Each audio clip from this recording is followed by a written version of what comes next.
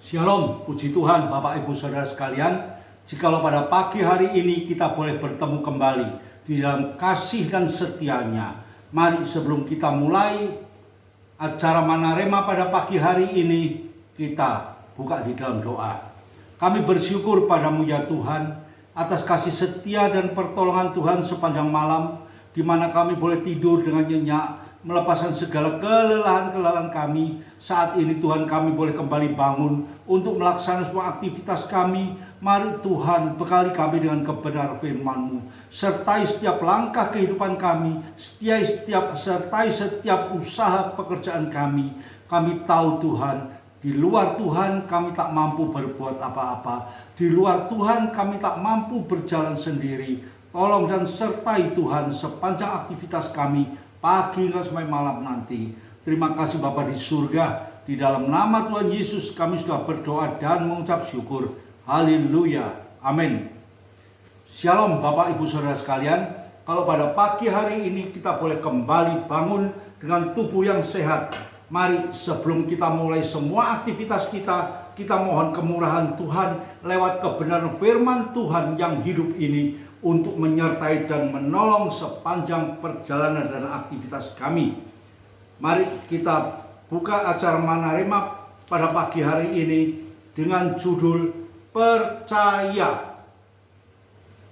Kepercayaan itu adalah tidak mudah. Manusia mudah mengatakan aku percaya, tapi pada kenyataannya di dalam kita menjalani hidup yang penuh dengan beraneka ragam masalah ini, apakah kepercayaan itu masih tetap memiliki kekuatan dalam kehidupan kita? Apakah kepercayaan itu masih boleh menjadi milik kita? Seringkali kita bimbang Bapak Ibu Saudara sekalian. Seringkali kita ragu-ragu dengan apa yang sudah Tuhan pesankan di dalam kehidupan kami. Mari kita baca di dalam Efesus pasal yang ketiga, ayat yang ke-12 dan yang ke-13. Di dalam Dia kita beroleh keberanian dan jalan masuk kepada Allah yang penuh kepercayaan oleh iman kita kepadanya.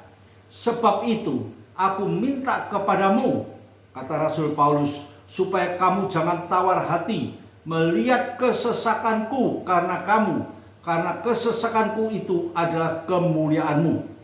Puji Tuhan Bapak Ibu Saudara sekalian.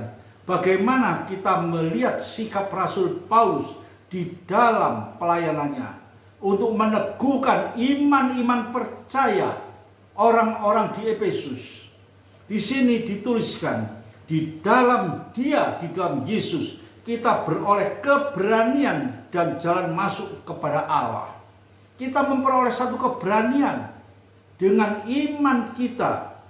Kita memiliki satu keberanian mendapat jalan masuk kepada Allah dengan penuh percaya oleh iman kita kepadanya.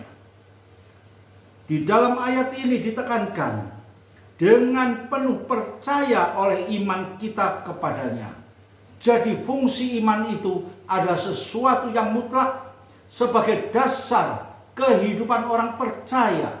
Tanpa iman yang kita miliki di dalam kehidupan kita, kita akan menjadi lemah.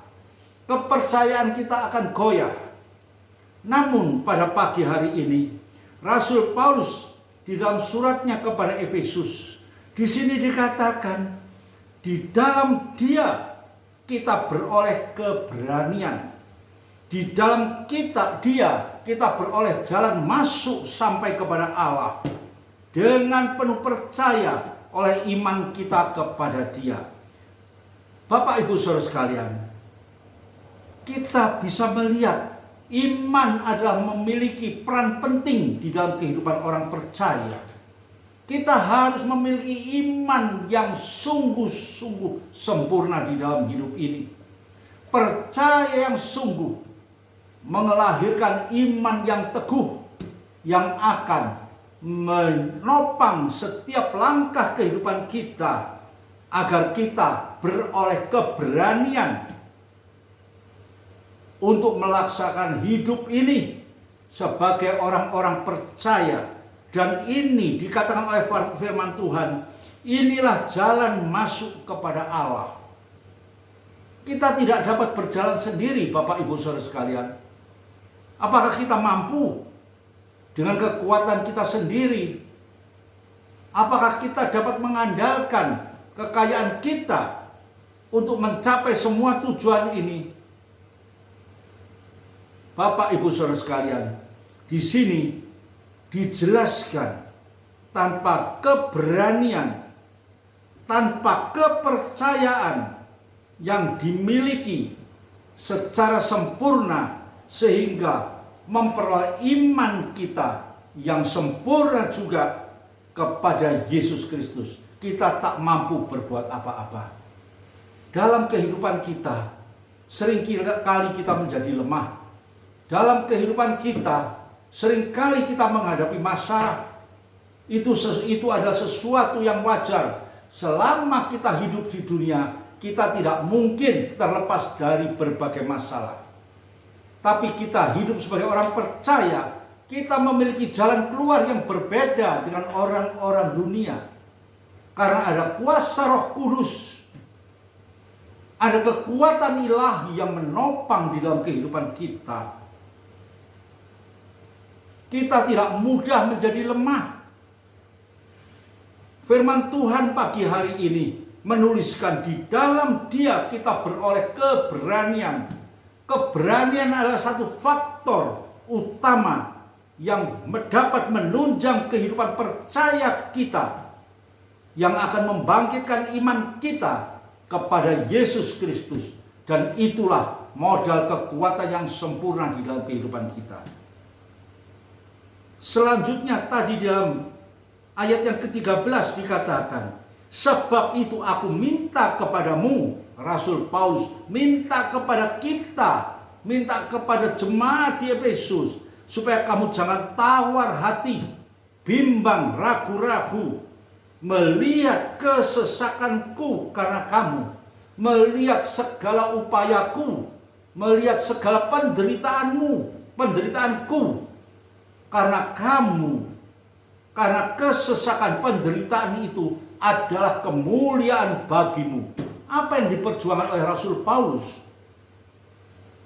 Dengan sungguh-sungguh, dengan segala upaya, apapun yang terjadi dalam kehidupan Rasul Paulus, kesesakan, masalah, kesulitan, penderitaan, dia tidak ambil pusing. Yang perlu, Rasul Paulus berusaha lewat segala apa yang ada dalam hidupnya untuk menyampaikan berita kesukaan ini, sehingga semua berita ini boleh menjadi kemuliaan bagi kehidupan orang-orang percaya. Inilah perjuangan Rasul Paulus, Bapak Ibu Saudara sekalian.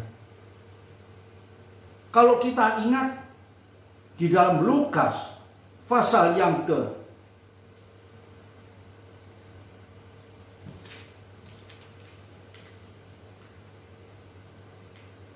8 ayat yang ke-25.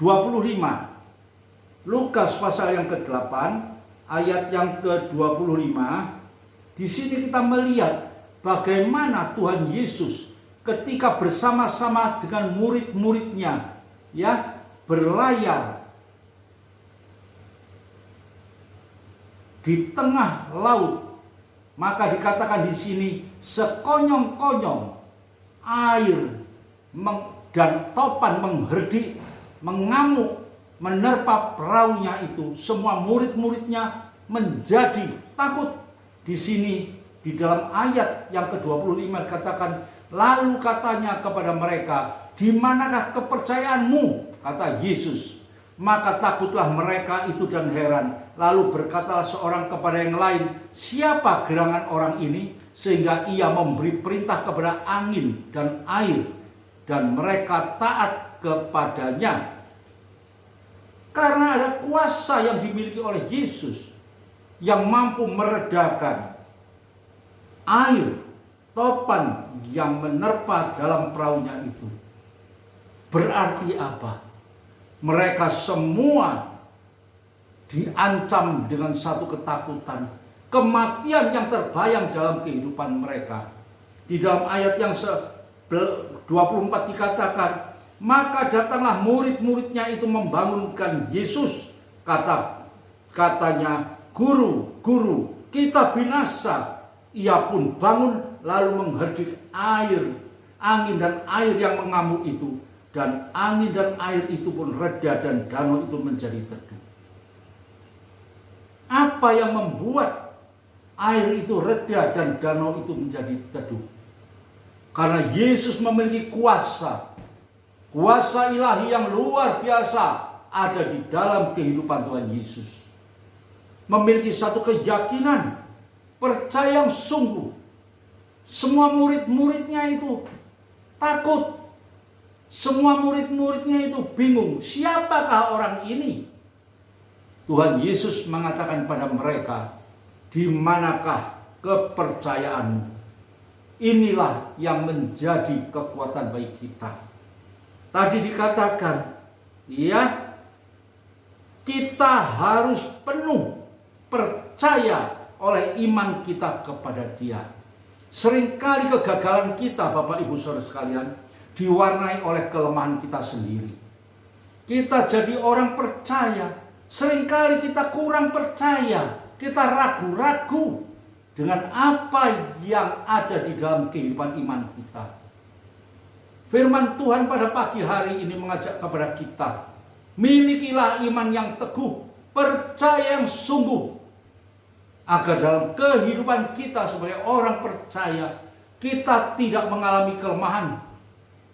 Kita tidak terombang-ambing dengan segala keraguan-raguan, tapi jadi orang percaya, anak-anak Tuhan yang memiliki iman yang teguh kepada Dia. Tanpa kepercayaan, Bapak Ibu Saudara sekalian, percaya yang sungguh, kita tak mampu berbuat apa-apa.